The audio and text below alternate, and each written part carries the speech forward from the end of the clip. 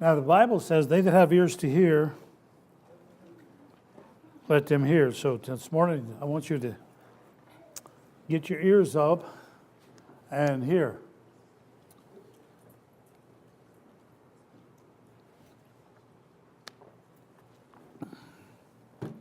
I don't know how long I'll go, but I have enough for about 5 hours. Amen. So I'm going to have to slow this thing down and come back next week, right?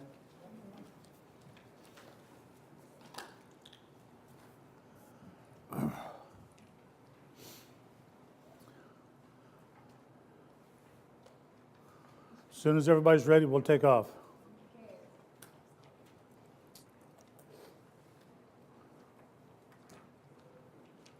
We ready, girl? All right. Go to Galatians 2:18.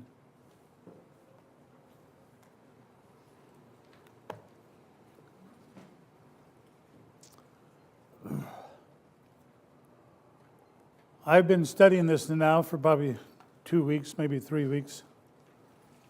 And, well, you're going to have to excuse me, it's too hot in here. I know it's 70 degrees, but it's still too hot.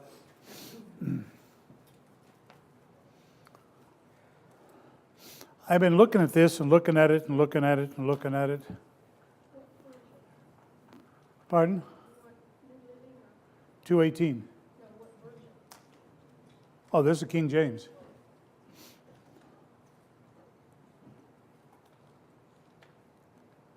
I've been looking into it because, see, the Bible says if you look into the perfect law of liberty and continue therein, then you become a hearer of the word, because you become a doer of the word. Until you hear it, you can't do it. So I want you to become a hearer of the word. And I've read this, I don't know how many times, 60, 70 times this week. It's going over and over in my mind. If I build again. And so I put on there, that's me, build again.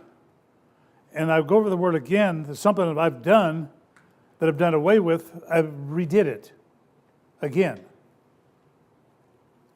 So if I build again the things which I've destroyed. Notice it didn't say which God destroyed, it said what I destroyed. Yeah. There's things in your life when you come to God, you got to get rid of. Yes. You got to get them out of your life. Because God's not going to take them out. He's given you the will and the power to take them out. Yes. See, because that's in what is that, Philippians? God's given you the will. Probably there's 2:13 in it. God's given you the ability or the will to do His pleasure. Yeah. Here said, for if I build. Do you know anything about building?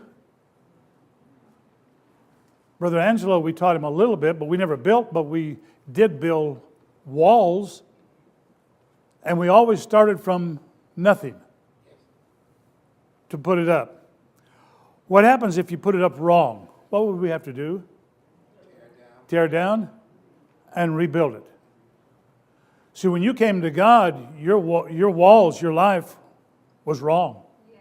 Totally wrong. So now you have to rebuild. You got to tear down what's there. But God's given you the grace. Now listen to this. I wrote this down. Now this particular chapter is talking about the law. Too many people revert back to the law. Here's what it's talking about. The law simply shows us how sinful we are. That's what the law does. But also the Bible said the law was your schoolmaster to bring you to Jesus. But it also says grace shows us how righteous we are. That's what grace does. But then I wrote this down. When I was writing this down, the Lord said this to me.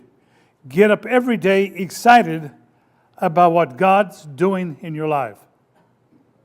Get up every day. Don't drag out of the bed every day. Get up every day. excited about the day because something is just about to happen. Come on. Something's changing in my life. Yes. Something's taking place in my life. And here's what grace really is. Here's what grace is. Grace is His overwhelming desire to treat you like sin has never happened in your life. That's what grace is. Grace is His overwhelming desire to treat you like sin has never happened in your life. I mean, see, that's what grace does. But see, law shows you how ugly we are. That shows you how wrong you are. All the things that was wrong in your life, that's what the law did. That's why there's only one person that ever lived under the law perfectly. That was Jesus. To bring us to grace. He had to fulfill, the Bible said, He had to fulfill the law, finish it, where He could bring us to grace. Therefore, I don't live under the law, I live under grace. So, here is the thing. So, see, the law simply shows us how sinful we are. Grace shows me how righteous I am. But things in my past sometimes that happened today or even yesterday, maybe the day before, maybe last week, or maybe last month, maybe last year, something happened in my life that for some reason I'm not managing my mind. Now here's the three things that's in your life. See, you are a spirit, you have a soul, and you live in your body. Your conscience is the voice of your spirit. Reasoning is the voice of your soul. Feeling is the voice of your body. He'll tell you how you feel. He'll tell you how you feel. And that's one of the things, I mean, if you go to the doctor, they're going to, first thing they ask you, how do you feel? They never get the right answer from me. They always get the answer I want them to hear. How do I feel? I feel perfectly. What are you doing it here for? I want you to help me out to get there. I feel great. I feel good. What it is, see, this body is not always dictating to me what my spirit is saying to me. My spirit says, by His stripes ye were, past tense, healed. If that's got to be true, then I really believe it is, then that has to carry more weight than what my feeling is. Yes. So that voice has to become strong. You understand that? Yes. So the law simply shows me how wrong I am. Righteous tells me how right I am. But notice, now, here is where the law tells me something that I had to do. Grace shows me something that He's already done. I don't have to do anything. Grace has already done it. The works is already out. See, we take one scripture, and I think we use it wrong. It's in James. Because the Bible says faith without works is... And so we got to do some work. We got to get some works in there. No. See, faith without works is dead, yes. But the works have to line up to what faith is saying. I have to believe in faith. See what it is. Now listen to me. I'm going to take you probably places we've never been before. That faith is always moving. It's never stagnant. What happens to water that gets stagnant? Yuck. You wouldn't want to drink it. You don't want to bathe in it. So, see, if faith isn't moving, it gets stagnant because it's really not faith. Faith is always moving forward. That's why you can get up excited about your days, because faith is moving forward, and faith is going to do exactly what it said it's going to do. Now let me show you what I mean. You remember when Jesus stepped up on the boat of the disciples? In fact, He was preaching, and He said, let me borrow your boat for a few moments. He got on the boat and began to preach to the crowd. Remember? Then He said, launch out in the deep, let down your nets for a what? He said a draw. What does that mean? Catch. Now notice His words. Launch out into the deep, let down your nets, not singular, plural. Let down your nets, plural, that you can have a catch. Draw, a catch. That's all He said. What we have to remember, see, what faith is, the moment you release words, of faith, they're going to leave you. And so I put a time schedule upon my faith, how long it's going to take for God to do this. Wrong. Sometimes it's fast, sometimes it's next day, sometimes it's next week, sometimes it's next year. I can't put a time schedule upon faith. I don't know. Now I want you to see this. The moment we went over some of this, probably 2 or 3 weeks ago in Ephesians. Because see, God made you from the foundation of the world. He already knew everything about you. He put everything in you before you was even born to become everything that God wants you to become. But see, He can't rain upon your seeds until you manage the ones you've already got. And if you're not managing what you got, He's not going to give you more. The seeds are there, but He's not going to get any rain. We're always wanting God to rain upon us. Let me put it in let me go back and let me show you what I'm talking about. The moment Jesus said this, let down your nets, they let down a net. Now Jesus' words is out there to fill up 2 nets. So there are enough fish to fill up 2 nets are coming to them. The angels are out there gathering them up. How do I know? Well, Psalm says, the angels hearken to the voice of the Word. Who was speaking? The Word. Jesus is the Word. He spoke. And when He released faith, that means there's enough angels out there to gather in the fish to fill up 2 nets. Now they let down a net.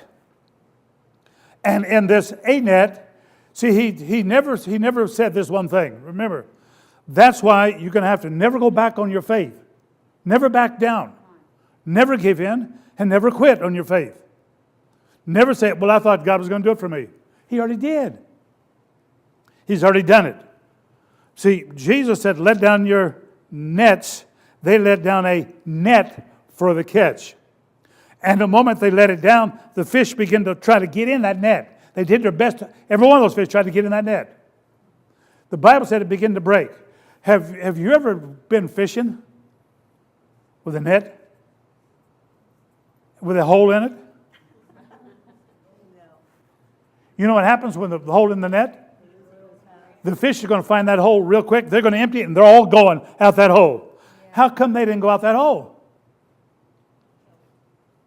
I've never heard people, we call the faith preachers, never heard of one of them to explain this.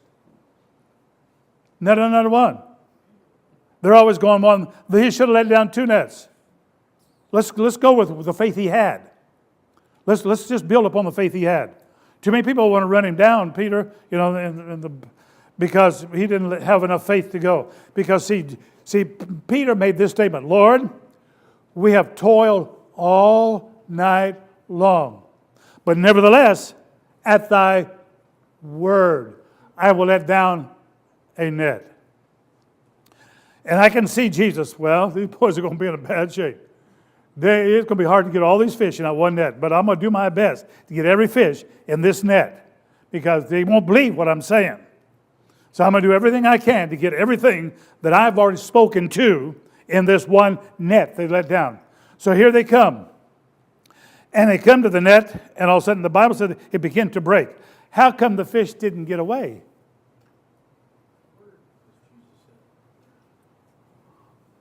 Did Jesus say, let down your nets for a catch and release, or a catch? Got to catch it. He said, let down your nets for a catch. How come that? See, he didn't. That's as far as he went. So every fish, no matter what hole there is, they can't go out that net because that wasn't his word. Faith will make sure you're taken care of. I don't care what it looks like on the outside. You got to go by the words of God that you have released. Your faith, because that's why the Bible said, now faith is not tomorrow, not next week, it's now. It's now. The reason those fish couldn't get out because Jesus spoke the words. He said, let down your nets for a catch, not a release. And that's why the thing filled up. And every angel he had to stand outside that net and hold it together until he got those fish in that boat. That was his words. Now, I begin to hear God say this. Where in your life, have you lost trust in God? Where'd you lose it? Where did you lose it? Where's your trust? You remember when you got saved? I'm going to live for God, and you begin to make plans. I'm going to live for God. I'm going to read the Bible. I'm going to pray. How much of the Bible are you still reading? How much are you still praying? How much are you doing what you said when you started? Yeah. See, you went from nothing to this, and in time you stopped this. Yes. You tore down the walls you built in your prayer life. Yes. Things happen. Let me show you.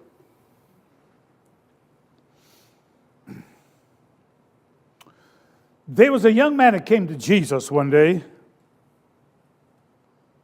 He said, "Good master, what must I do to inherit eternal life?" Then he began to go through, well, here's what you got to do. After he told him everything, he said, "I've done all of this. Every bit of this I've already done.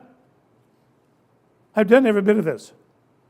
Then Jesus said, "Sell what you have, give to the poor, and come and follow me." The Bible said he went away sorrowful because he had great riches. He was rich. Okay, we're in because apparently at one time he trusted God. That's how he got what he has. That's why I said, "Good master, how can I even do greater? How can I become greater?" Well, okay, here's what I'm going to tell you how to do it. Here's what I want you to do. And I begin to look at this.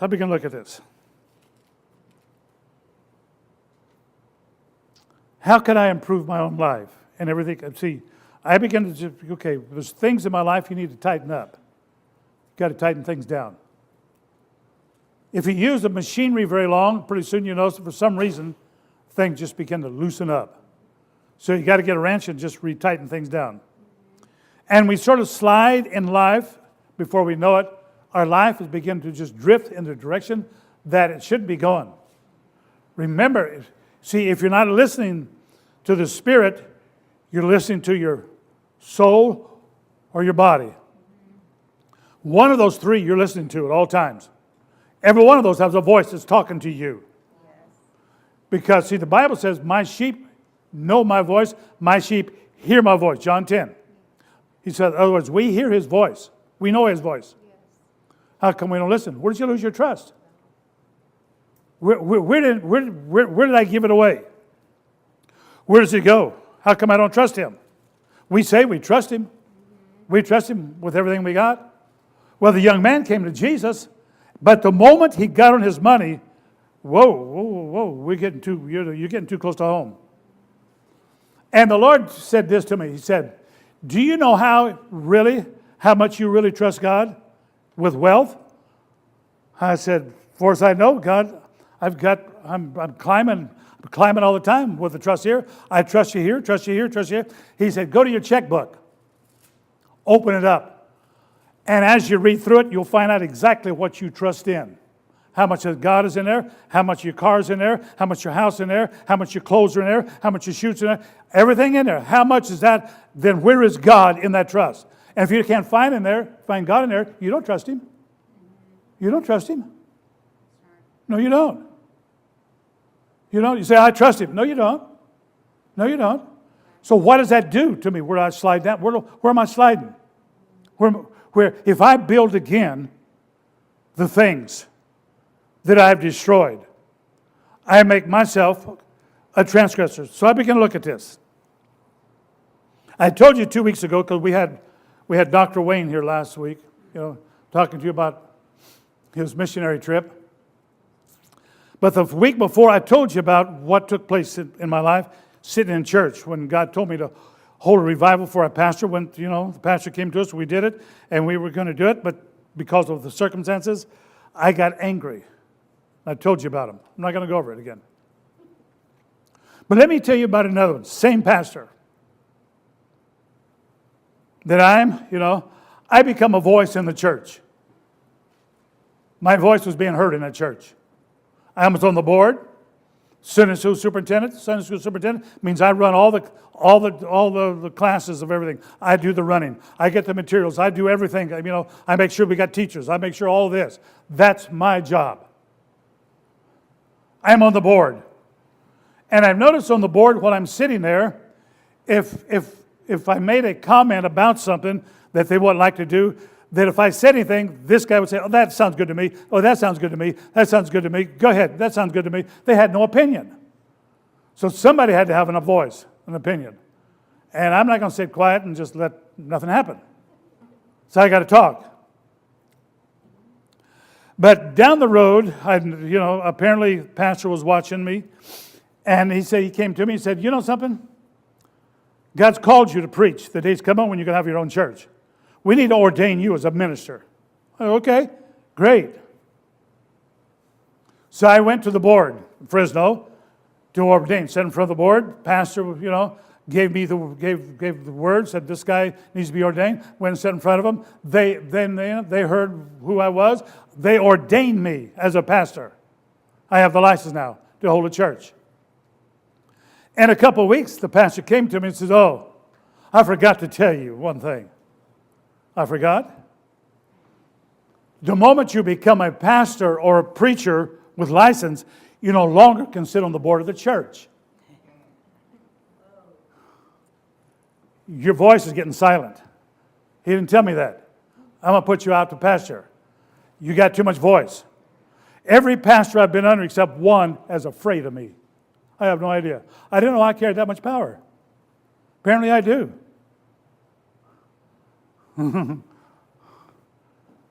And, time went on, probably a year, maybe 2 years. I no longer can sit on the board. I can't, but that don't stop me from putting voices in. Here's what, okay, let me go take it this 1 year. We had an election. Every year they have an election to vote in Sunday school superintendents, to vote in this person or that person, youth pastor. They vote them all in.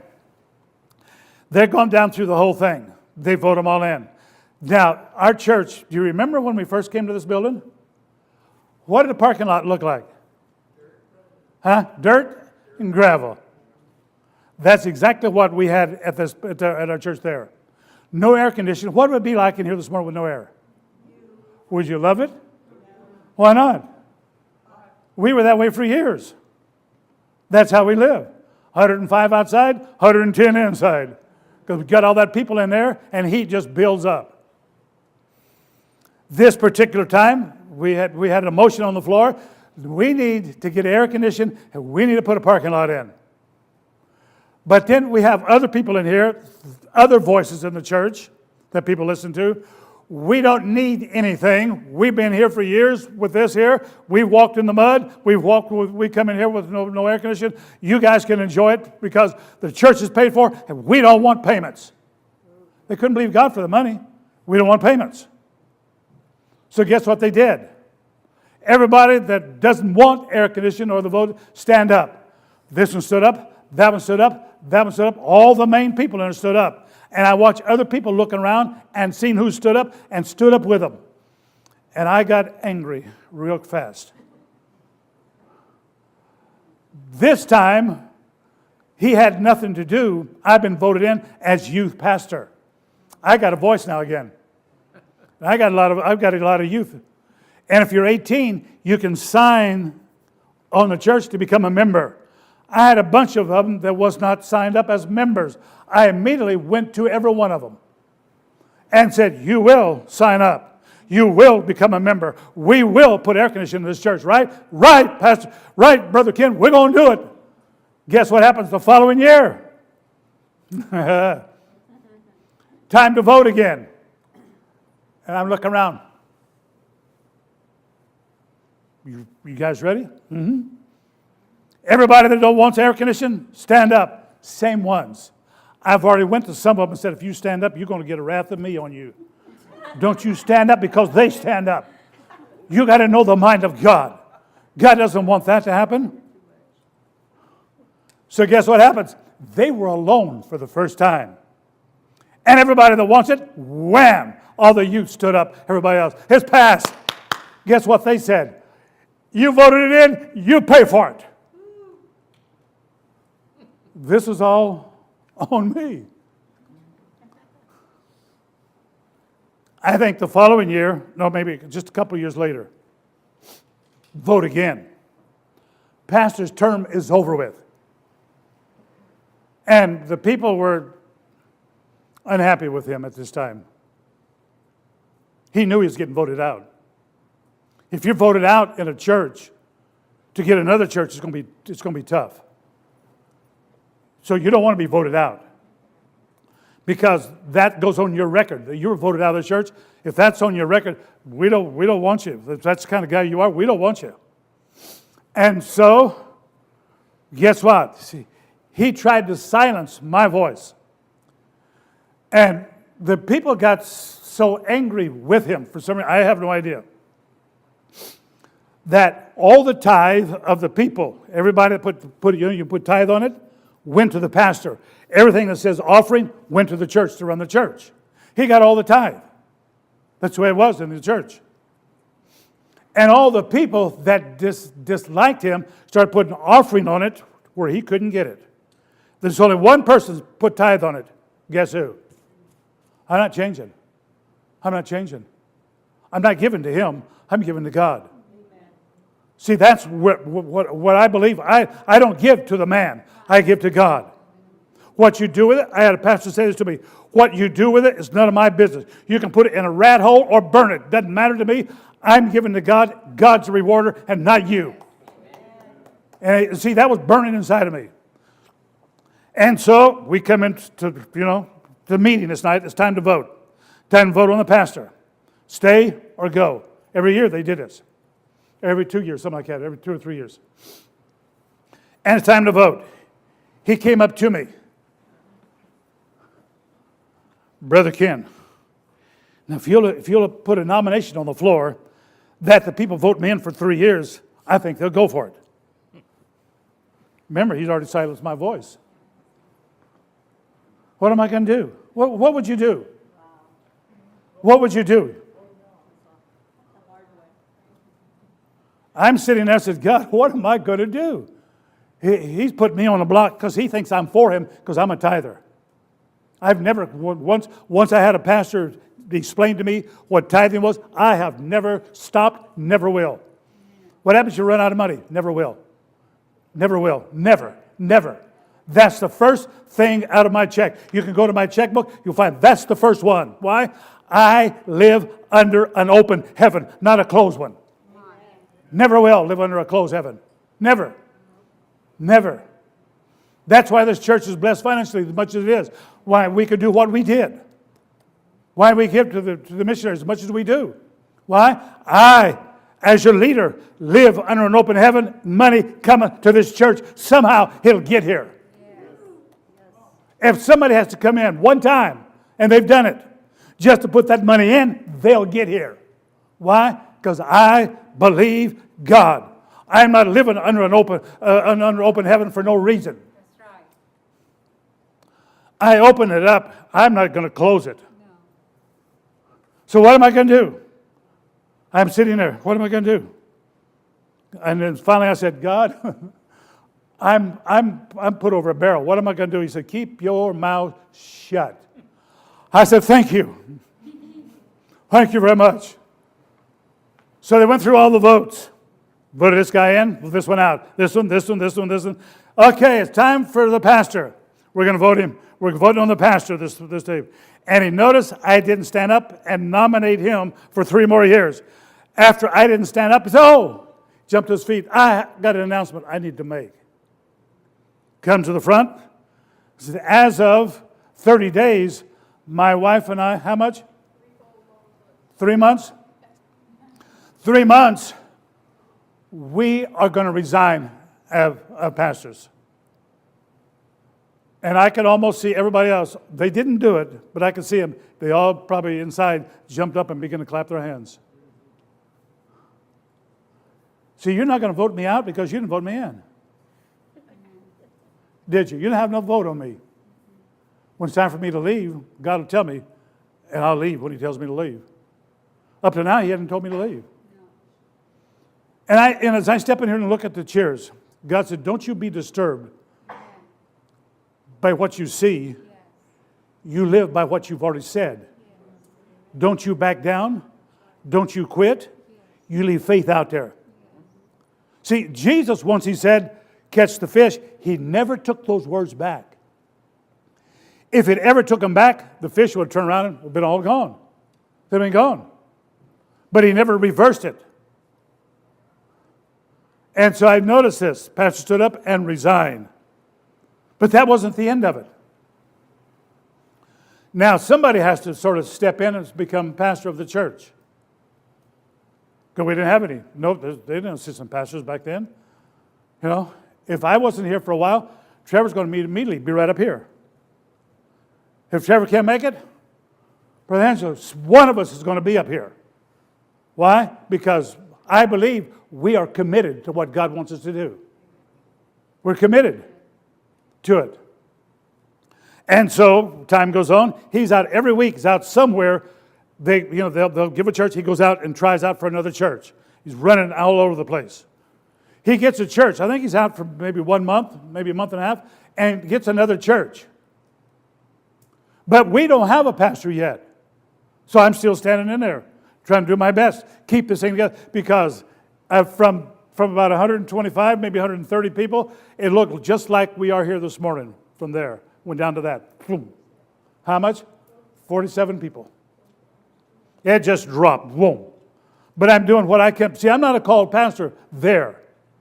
So I don't have the anointing as a pastor, but I can give you the word every week. I was doing my best. You know? And I noticed once he took a church, now he's back on tithing. Until he got a church, he receives the tithes from our church. As he's working, he gets the tithes from the church. Every Monday he come by and pick up his check. Now we don't have a pastor, but he's the pastor of another church. Guess what he did on Monday morning? Still came back and got the tithe from this old church. Ain't that fun? The things we see out in his church, the things we see, how can I keep going? Why didn't I just give up on God and quit? Everything that's thrown at me, why don't you just quit? What good is it to try to hold something together that nobody cares about? How do I know? Because, Brother George, my name was put in for the church. Guess what kind of response I got? Man, I opened up the eyes of Fresno, the headquarters, real quick. They called me up and said, you can't do this. You're a member of the church, therefore you cannot be pastor. That's it. Take your name out. I said, okay. So I took it out. So we had some people come. So we had one person finally want to try out for the church. He came in and he said, normally you have 3 people that come in.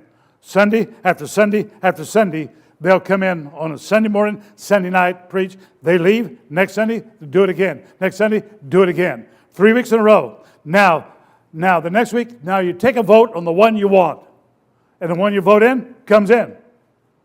We never had that. One guy, after 3 months, came to the church. And he put it this way: I'm going to preach Sunday morning. I'm going to preach Sunday night. You will vote on me Sunday night. Nobody's going to be before me, nobody after me. You will vote on me. And if you don't vote me in, I'm leaving. That's fine with me. If I don't get 100%, I'm out of here. So they voted him in Sunday night. And then I get this. Ken, I'm here now.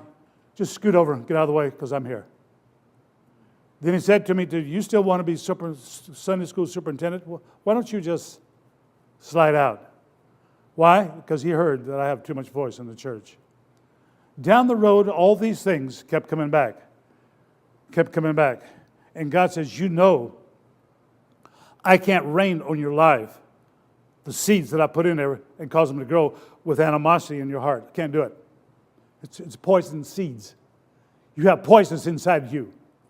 I can't do anything inside you because of what you think.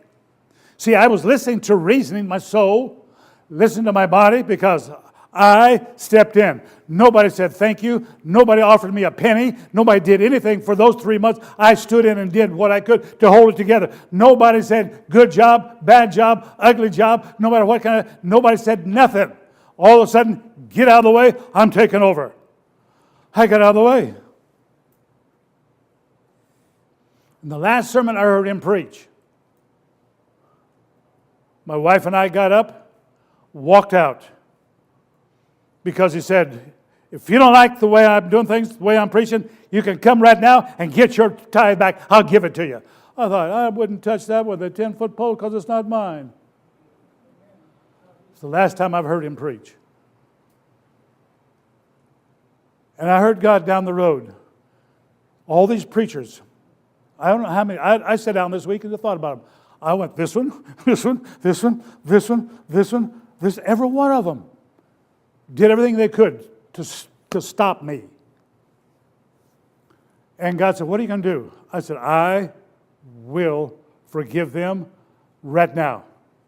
And I said, God, and I called the name. I said, this one is dead. He said, that's all right. Forgive them.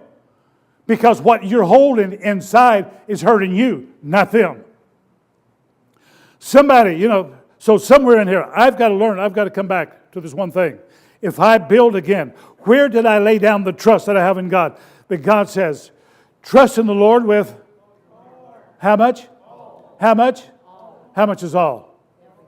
Trust in the Lord with all your heart. Lean not into your own understanding. In all thy ways acknowledge Him, and then He shall direct your path. I couldn't go nowhere. I couldn't have anything until I got all that out of me. And it doesn't happen overnight. See, once you lose trust, you can't put it back in one moment. You can't. You can't. All right. You say, yes, I can. Okay. Wives, if your husband sort of goofs up, has an affair, and he comes to you and says, forgive me, would you forgive him? Not right away. Why not? Why? It takes trust, it takes time to build again. It takes trust. See, once you lose trust in God, you can't get it back immediately.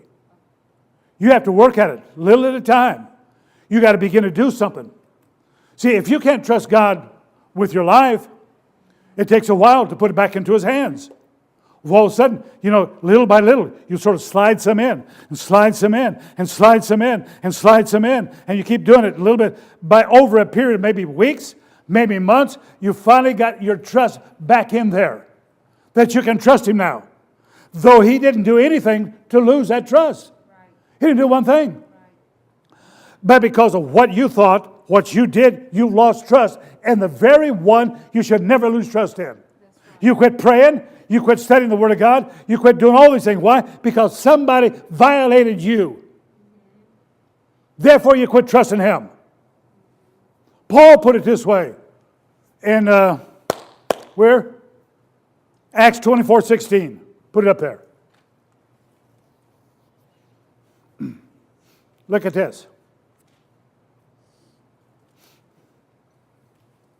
Herein do I exercise myself to always have conscience void of offense towards God, towards man. Why do we blame God when something goes wrong? God, you let it. No, He didn't.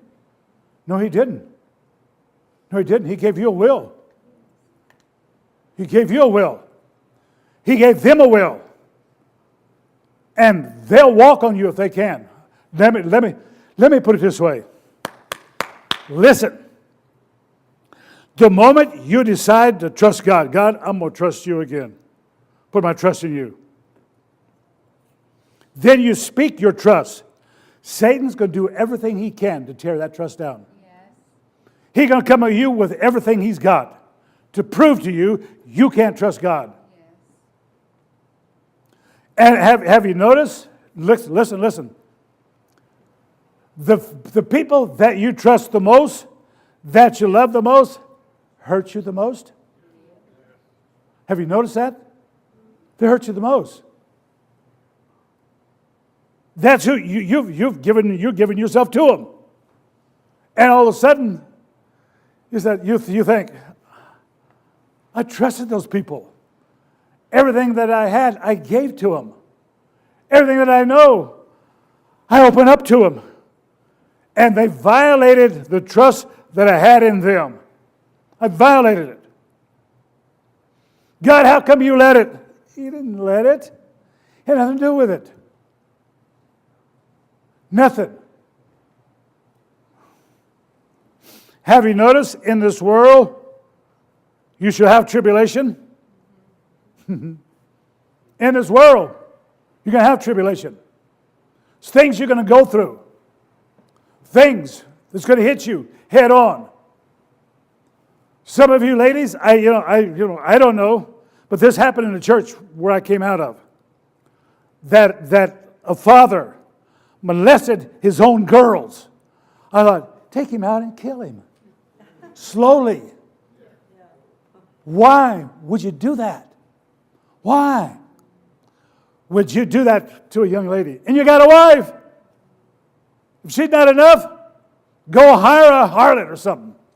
Not your baby. Dear God.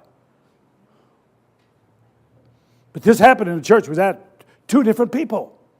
Have you ever met Benji Clark? Have you ever heard of her? Remember? We were there the day she gave her testimony at CLC. Benji Clark. That was it her father or a stepdad? One of them, right? I think it was a father, huh? That he actually took her, Benji Clark, and put her in a house, boarded it up, where she couldn't get out, and then used her as his wife for year after year after year.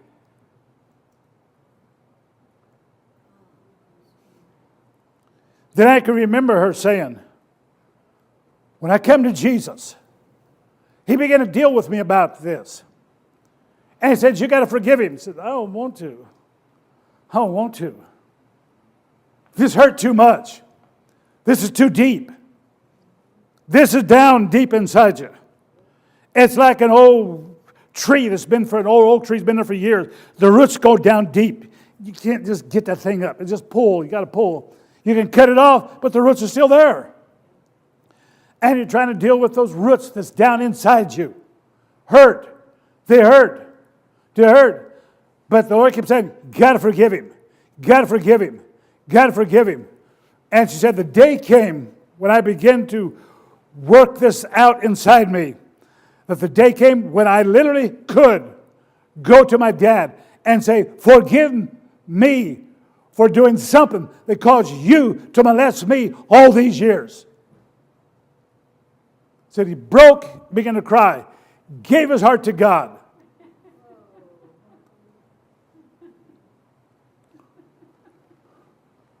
And finally, it got out of her where she could go to her dad and hold him and say, Dad, I love you. Wow. If you don't do this, I don't know if you're here or not, if you don't do this, that seed that's been planted in there by somebody else is going to become poison and it'll destroy your life. Somewhere in there. This poison snake you got a hold of is inside there. Somewhere it's going to bite you. Up till now, you've kept it from me. You kept it quiet. Nobody knows. But somewhere it's going to bite you. And when it bites, it's got the sting of death upon it. It'll kill you or destroy your life one way. You can't hang on to it. You understand me? Yes, come on. This can't be there. No. This cannot stay there. This is an ugly seed that's been planted by the devil to destroy your life. That's right. Because you're something precious to God. Yes. Man, I'm hitting some deep stuff this morning. Yes. Come on. Jesus is saying to the church, if we ever going to go to the very top realm of where he wants us to go, all this junk's got to go out of your life. See, I can't rain on your life to bring up the seeds that's inside of you until you get that out. Yes. because you're not managing your life the way I want you to manage it. You've got this big blinder up, how perfect you are. But inside, you're screaming. You're hurting. For the simple reason, somebody violated you. And I began to think about this. All these preachers down through my life, every one of them, tried to put me out, to stop me. And I keep thinking, how come I didn't stop? How come I didn't quit? There's something inside me won't let me quit. I can't quit. No. I can't pull over the side of the road and say, "But I want to get out of this thing. I just want to quit. I'm going to walk away. I don't want no more of this." Probably one of the last ones, that somebody from another church came to our church that we knew very well. I knew the pastor very well. In fact, I preached at his church, he's preached at mine. And all of a sudden, he found out that one family was coming to my church. And he said, "I'll never be friends with him again. I no longer like him. He's no longer my friend. Forget him." I went to his church and said, "Pastor, I never invited them. I didn't know where they came from. They never told me." He said, "It doesn't matter. You stole my people." I mean, he kept spewing his poison out. When I got up and walked out, I said, "God, forgive him. He know not what he's doing." I haven't been a perfect man. I know that. Almost, but not quite. Every one of us has had things in our lives we had to deal with. Every one of us. There's some things right now that you've got to deal with. If you don't deal with it, it's going to deal with you. You got to begin to listen to the voice of your spirit. He's telling you, forgive, forgive, forgive, forgive. You won't do it. Why? God wants to rain on your parade, to bring you up to the level. You know, see the rich man that came to Jesus, the rich young ruler, and he said, "Give away what you got, sell it, give it away." Why? He wanted to take him to another level, but he just couldn't see it. He couldn't trust him for it.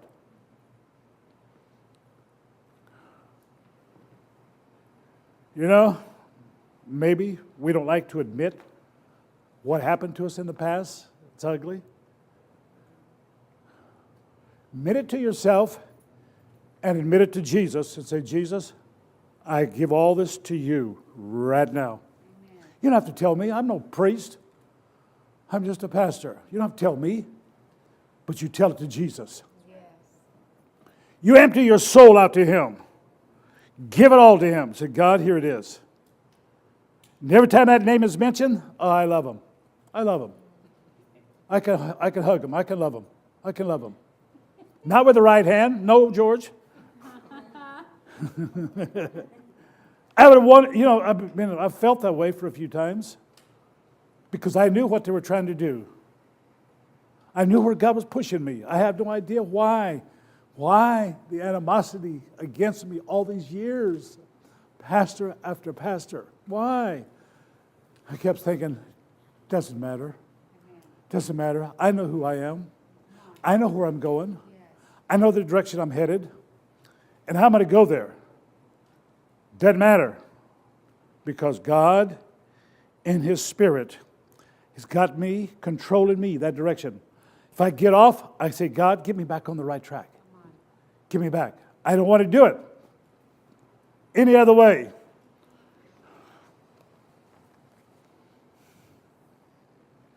Then I'm gonna talk to you next week. I can't go much further. God just sort of shut me down right now.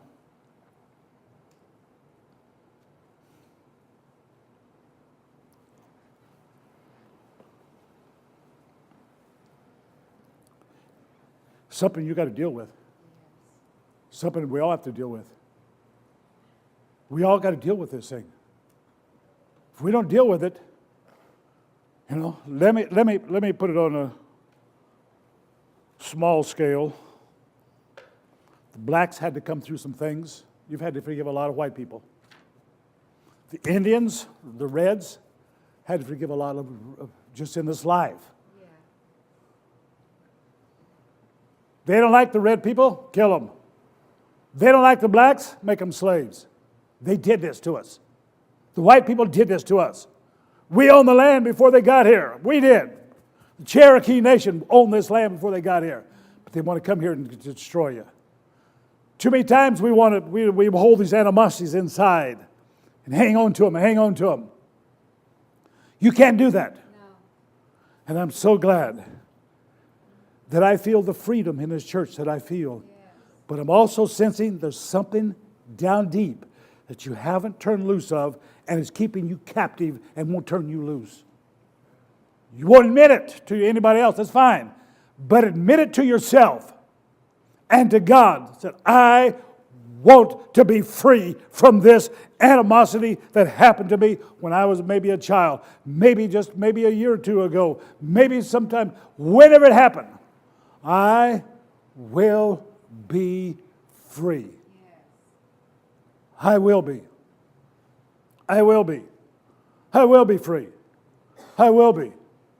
I'm no longer a slave to sin. That's what the law did. But Jesus came with grace and set me free. Yes. I'm no longer a slave to grace. I'm just part of grace. It's my life.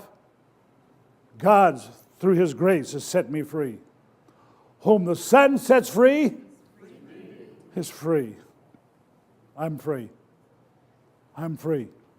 I'm free. Let me put it this way. If you don't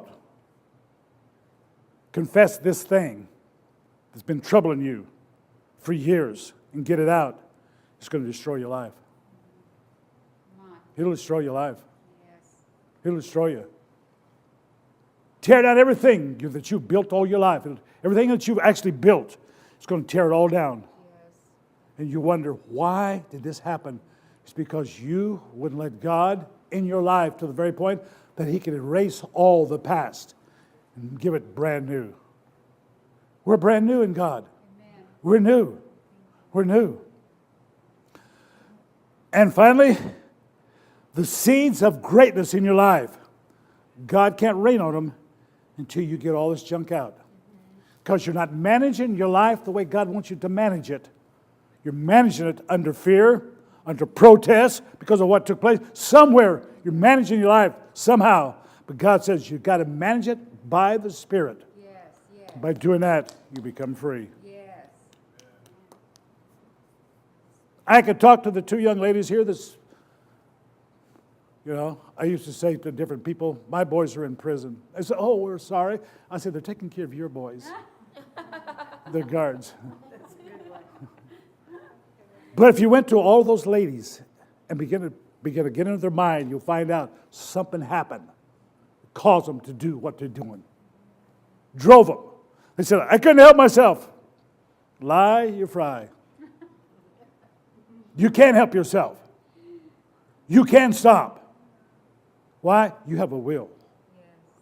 Yes. Your will, God gave you, and He wants you this day to will yourself to Him.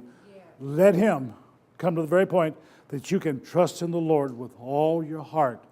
Lean not into your own understanding, but in all your ways acknowledge Him, and He shall direct your path. Amen. Amen. He wants to do it. Come on. He wants to do it. Yes. Will you give it to Him? Yes. Will you give it to Him? Yes. I submit, God, that everything I am, hand over to you. It may be a little bit at a time, a little bit here, a little bit there, but pretty soon you can give God everything that you have. Maybe just a little bit at a time that you can give up. Keep giving it to Him. Keep giving it to Him. Keep giving it to Him. And the day's coming when He has all of you. Yes. Seek first the kingdom of God and His righteousness, and all these things shall be added unto you. I don't know if I've done this thing justice or not. I feel like I haven't. But I do feel this one thing. There's some hurting people in here this morning. You need God to touch that part of your life, but you got to turn loose of it before He can. Amen. He won't take it out of your hand. He won't do it. You got to give it. If you'll give it, He'll take it. Father, thank you for your word, for your greatness, for your love, for your grace. Thank you that you're dealing with us, Father God, on a plane that we've never been dealt with maybe before. That you put something in front of us so we just have to stop and think. I will get through this because greatness that's within me is going to take me through it. Grace is here to take you through it, not to stop you. The law is trying to stop you, but grace says, come on, you're free, you're free, you're free. And Father, I thank you that we are the head and not the tail. We're above and not beneath. We're blessed coming in and blessed going out because we are the blessed of the Lord. And Father, in all these things I give you praise and honor and glory in Jesus' name. Amen.